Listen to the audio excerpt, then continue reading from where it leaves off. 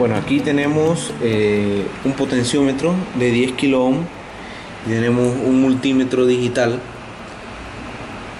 configurado para leer resistencia. Lo que vamos a hacer es que vamos a observar la variación de la resistividad a medida que movemos la perilla de el potenciómetro. Para ello vamos a colocar las puntas del multímetro con unos pequeños cables que nos permiten hacer mediciones dentro del protoboard. Como vemos, hemos conectado las puntas del potenciómetro entre los terminales exteriores. El potenciómetro tiene 3 terminales y hemos conectado las puntas entre el terminal 1 y el terminal 3. La resistividad que marca el multímetro es de 10.76 kilo ohmios. Recordemos que el potenciómetro es de 10 kilo ohm y tenemos una medida de 760 ohmios por encima del valor de 10K.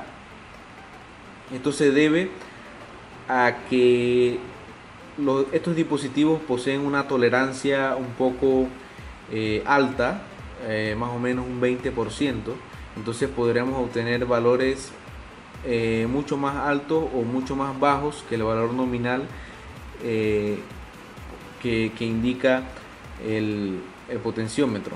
Entonces, ahora que tenemos conectado el medidor de resistencia, vamos a proceder a mover la perilla para observar si se da algún cambio.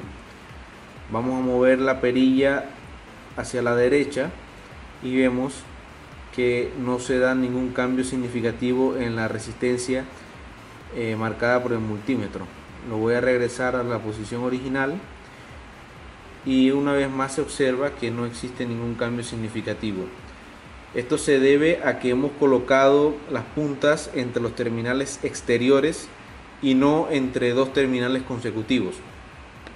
Ahora vamos a proceder a mover esta punta a la pata del centro, a un terminal consecutivo. Vemos dos terminales consecutivos y ahora vemos que la resistencia cayó a 2.6 ohmios, lo cual es equivalente a casi 0 ohmios. Cuando movemos la perilla vemos que empieza a aumentar la resistencia. Ya tenemos 850 ohmios y a medida que subimos el multímetro va cambiando las escalas debido a que va aumentando el nivel de resistencia hasta que llegamos a los 10 kilo ohmios,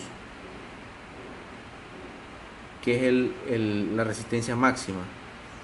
De esta forma, la resistencia del lado izquierdo, recordemos que internamente el potenciómetro tiene dos resistencias en serie. La resistencia del lado izquierdo ahora está en su máximo y la resistencia del lado derecho debe estar en su mínimo, lo cual lo podemos comprobar si cambiamos este cable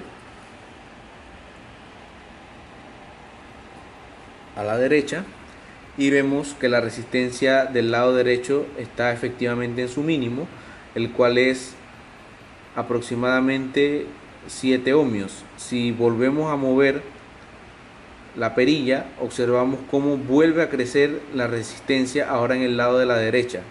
O sea, a medida que movemos la perilla del potenciómetro, estamos reduciendo una resistencia y aumentando otra. Aquí estamos leyendo la de la derecha y si leemos la de la izquierda nos vamos a dar cuenta que esta se ha reducido a un valor cercano a 0.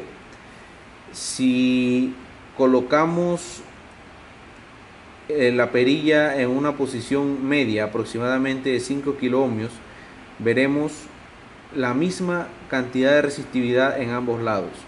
Aquí tenemos 5.163 kilo ohmios y si movemos al otro lado tenemos 5.6 kilo ohmios.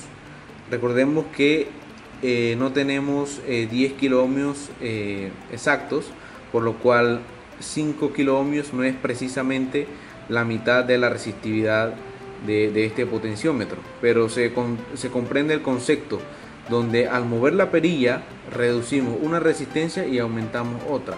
En una posición media tenemos prácticamente la misma cantidad de resistencia de un lado o de otro. Ok, ahora que hemos conectado la batería al potenciómetro entre los terminales exteriores, estamos midiendo el voltaje entre el terminal central y tierra, que viene representado por el cable verde que sale de la batería, y vemos que el voltaje es de 9.26 voltios, que es el voltaje máximo que está entregando la batería en este momento.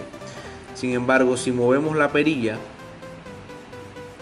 observamos que el voltaje empieza a caer. Si la llevamos hasta el final, debemos obtener un voltaje cercano a 0 voltios, y efectivamente tenemos nuestros 0 voltios cuando la perilla llega al final. Ahora volvemos a mover la perilla hacia el otro lado y vemos que el voltaje va aumentando conforme nosotros vamos moviendo el potenciómetro. Entonces, básicamente, ¿qué estamos haciendo con esto? Estamos transformando el movimiento de este potenciómetro a una señal analógica. Recordemos que las señales analógicas son niveles de voltaje variables. Entonces, si nosotros tenemos un microcontrolador que posee un convertidor de analógico a digital y lo conectamos en la pata central de este potenciómetro, podremos obtener variaciones en el nivel de voltaje a medida que movemos esta perilla. Entonces estamos transformando un movimiento mecánico en una señal de voltaje que el microcontrolador puede interpretar y puede tomar decisiones o ejecutar acciones en base al movimiento que nosotros hagamos sobre el potenciómetro. Esto ha sido todo por ahora. Esperamos que el concepto se haya comprendido.